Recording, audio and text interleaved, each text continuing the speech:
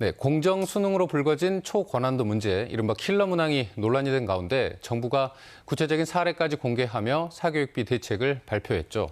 이 킬러 문항이 없어도 변별력을 확보할 수 있고 또 더불어 사교육도 줄어들 거란 입장이지만 이 수능을 5달 앞두고 나온 대책에 수험생들의 혼란이 가중되고 있습니다. 오늘 이 시간 이용희 대성학원 입시 진학부장 모시고 관련 이야기들 나눠보도록 하겠습니다. 안녕하십니까? 안녕하세요.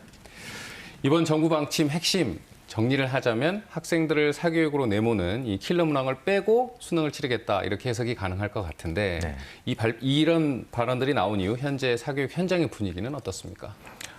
교육 현장 입장에서는 사실 이전과 큰 차이는 없습니다.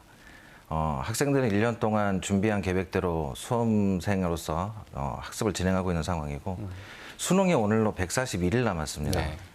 그래서 학생들에게 지금 현재 가장 위험한 거는 불안감이 좀 가중되는 것들이거든요.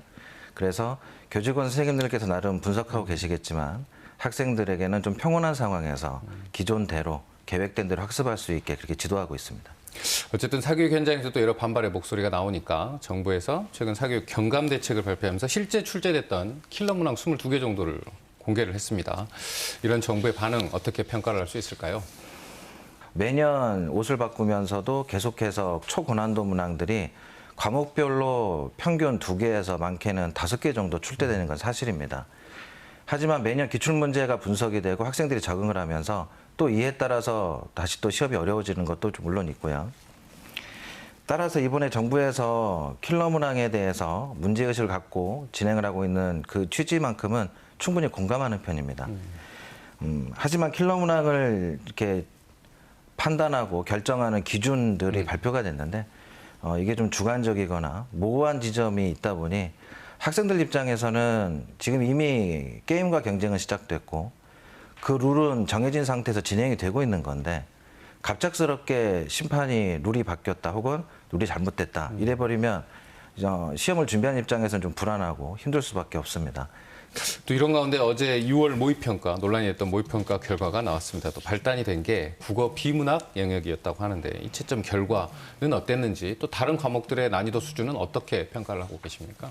국어 14번 문항이 이번 그 킬러 문항의 점수 국어 문항으로 지금 지목이 됐는데요. 예, 지목이 됐는데 이게 EBS 사이트에서 분석된 결과를 보면 오답률이랑 정답률을 봤을 때 정답률이 한 36% 정도로 확인이 됩니다.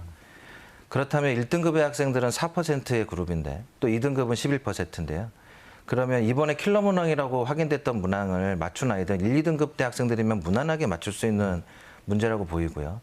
물론 이번에 발표된 문항 중에 수학 같은 경우에는 오답률이나 정답률을 비교했을 때 상위 2%나 10% 문항도 발표된 게 있습니다. 이런 문항 같은 경우는 충분히 고난도 문제, 킬러 문제라고 평가할 수는 있겠죠.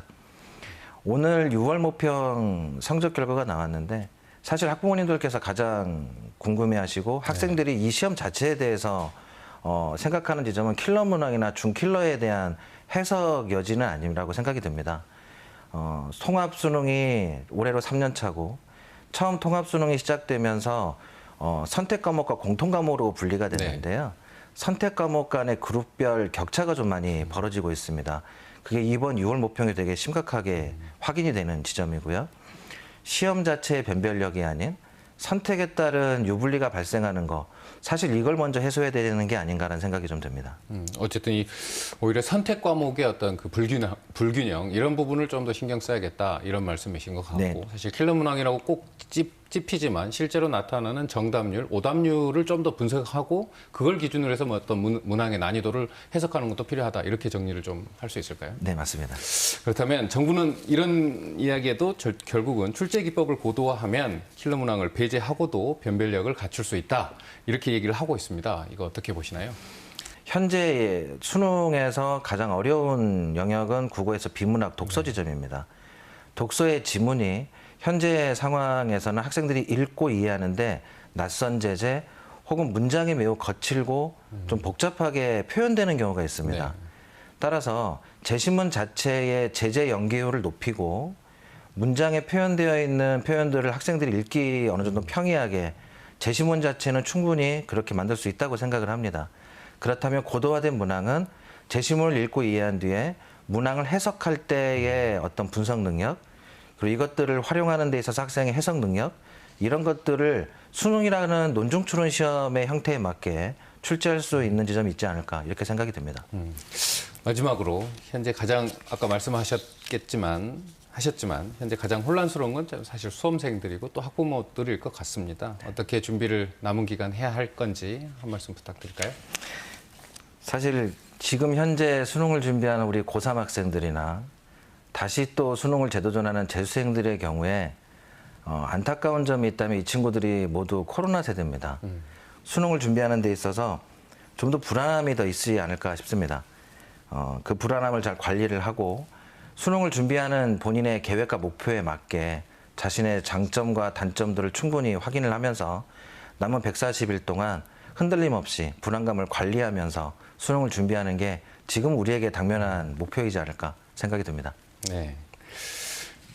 네, 수능을 포함한 대학 입시의 문제점을 개선하는 게 정부의 중요한 과제인 건 분명한 것 같습니다. 하지만 현장의 혼란을 최소화할 수 있는 신중함, 이런 정책 결정도 또 정부가 해야 할 몫이 아닐까 이렇게 생각을 해보면서요. 지금까지 이용희 대성학원 입시진학부장과 이야기 나눴습니다. 고맙습니다. 감사합니다.